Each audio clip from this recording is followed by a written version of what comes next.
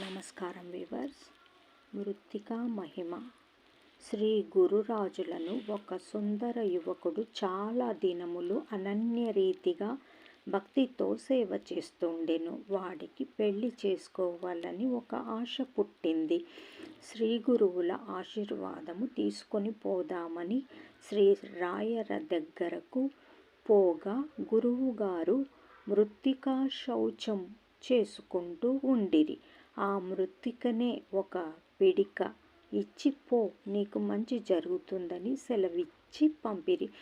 వాడు బయలుదేరి మార్గము క్రమిస్తూ ఒక ఊరిలో కరణం ఇంటి కట్ట మీద పడుకుని ఉండెను.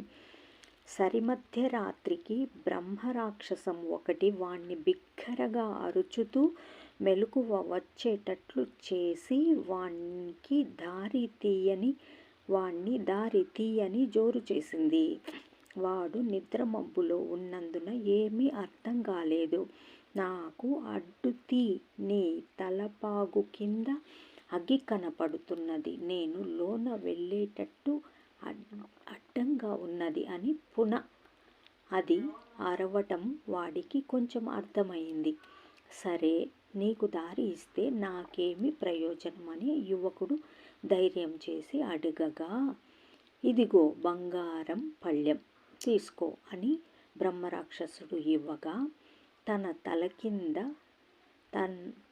తల దిండు కింద పెట్టుకున్న శ్రీరాయరు ఇచ్చిన కొద్దిగా మృత్తికను తీసి బ్రహ్మరాక్షసుని మీద విసిరినాడు.